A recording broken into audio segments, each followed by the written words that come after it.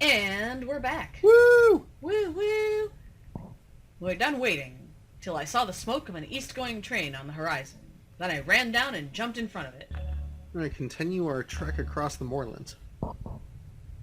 You want it? I don't know. What? This game is badly put together. That's not true, but it annoys me sometimes. Then I approached the booking office and took a ticket for Dumfries. Are you sure it's a game? No. Steam Train! Sanctuary of the Inn. Heh. Well, I have to look over here. No. Because I found a new thing. There's a steam locomotive! Steam locomotives, developed by British genius, crisscrossed our country long before aircraft began to leave their trails in the skies. It is a fast and safe way to travel, unless you become a pawn in a chilling game of international espionage and have to exit in a hurry. Well, now, In that which escalated case, quickly. It's not, apparently. What do I know? Oh, here's the awards I've been getting. I'm gonna look at those. I got The Graduate, The Past on Earth, The Second Life, No Stone Unturned, and On the Run. Click on them, did they tell you what they were? They did Okay. not. Okay, so... What's under digital adaptations? Oh, Right. they're trying to pretend that this is a thing people are doing. It's totally a thing, clearly. Sanctuary of the Inn! Sanctuary of the Inn. Sanctuary of the Inn! Sanctuary of the Inn. Sanctuary of the Out! With a considerable distance between himself and his pursuers, Penne makes his next move. Click. Sanctuary of the Inn. Sanctuary of the Inn. Sanctuary of the Inn. Sunday, the 24th of May, 1914, Galloway, Scotland. It's the land of the Scot.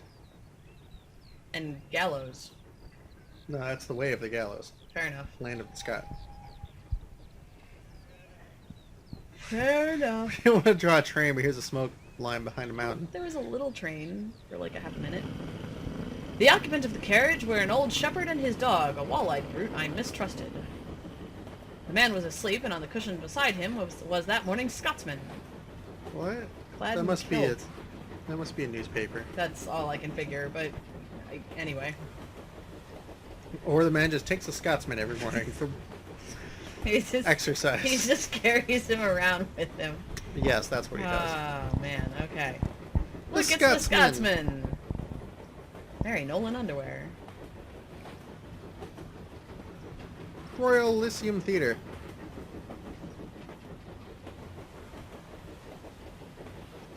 Click. 25th of May, 1914. That is literally all it says. On this page. Oh, okay, fair enough. God. My God. I bet it's this. I bet so too.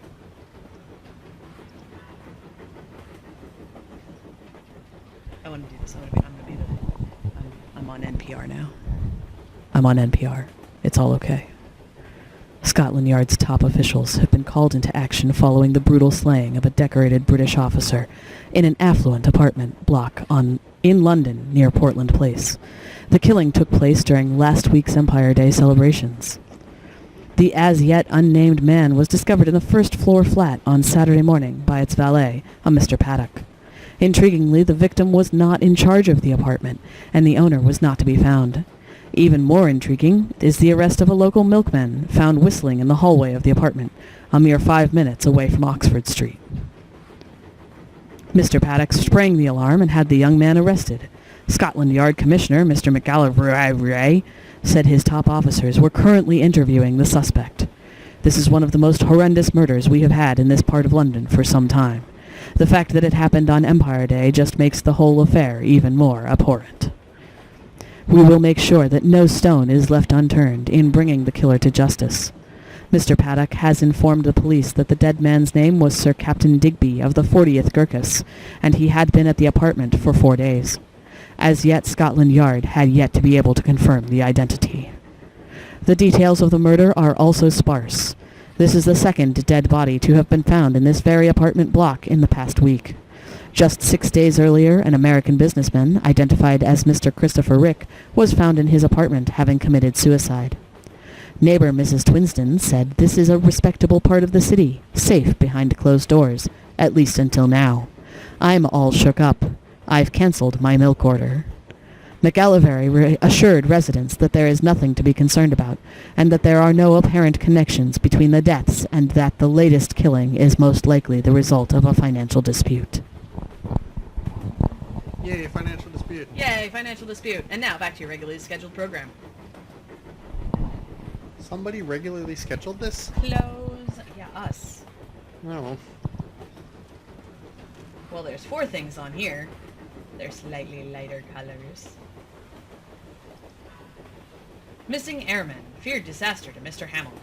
Mr. Gustav Hamill, a well-known aviator whose intention to attempt the transatlantic flight was announced last week, was expected in London on Saturday morning in order to take part in the aerial derby competition arranged for the afternoon. He was known to have started from the aerodrome at Villacoublay at 4:30 in the morning, but he failed to put in an appearance at the English side of the channel, and as the day wore on without bringing any definite news of him, considerable anxiety on his account gradually made itself felt. Inquiries were made in all directions, proved fruitless, and yesterday anxiety deepened into serious alarm.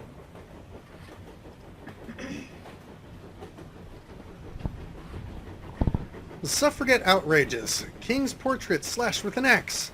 The destruction of exhibition pictures, which has been recently a feature of the militant suffragist activity in London, was adopted in Edinburgh for the first time on Saturday, when a half-length portrait of King George from the brush of Mr. John Lavery, along with a picture of the Queen of the Royal Scottish Academy, was damaged by a woman who slashed it with an axe. In view of similar outrages of late, special precautions have been taken at the Academy with the object of frustrating any attempts to destroy the paintings, but when the woman entered the building about noon, no suspicion at first was aroused, though it was remarked afterwards that she had not, as usually is done by lady visitors, given an umbrella or article of attire in the keeping of the attendant. Portland Place killer on the run, traveling north. New twists and turns in the case of the Portland Place murder as Scotland Yard releases its prime suspect and reveals that the true criminal has escaped the capital. Scotland Yard Commissioner Mr. McAllivray said, "We have reason to believe the killer has left London by one of the northern lines. We no longer have reason to suspect that the milkman is our murderer, nor has any connection with the killing of Captain Theophilus Digby, found dead earlier this week. Captain Digby is reported to have been on home leave and staying with a friend in an apartment near London's affluent Portland Place apartments." Chief Investigating Officer Mr. Scaife told The Times, "This was a brutal slaying of an honorable man. We urge anyone who may have seen or heard anything on the night of the 23rd of May to come forward and make yourself known. The owner of the apartment in question, a Mr. Richard Hannay, is still missing." That's us. That's us! We're Mr. Richard Hannay! Dick Hannay. Yeah. Alright. So that was all 3, right? Yep. Alright. My God. Oh, look, a cane! I bet it's gonna have a ghost.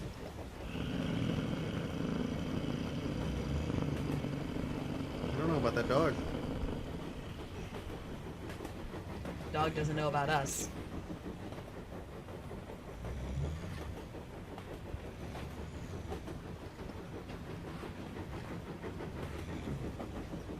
It makes me very uncomfortable. Pretty sure it all glowed. The glowing is just slow and it hadn't glowed yet. Alright. We were approaching the station at which I had got out yesterday. Where's he going back?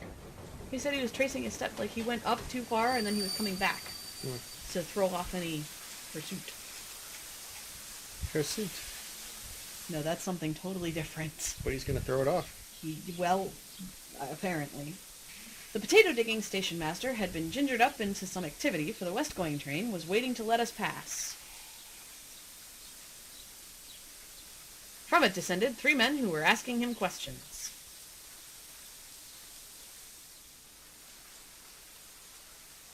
Sitting well back in the shadow, I watched them carefully. I spy with my little eye. View from a train.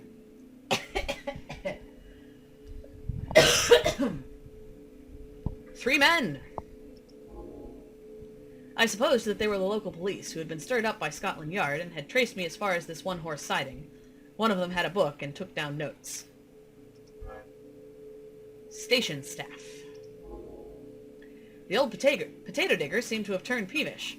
The child who had collected my ticket was talking volubly. The moors.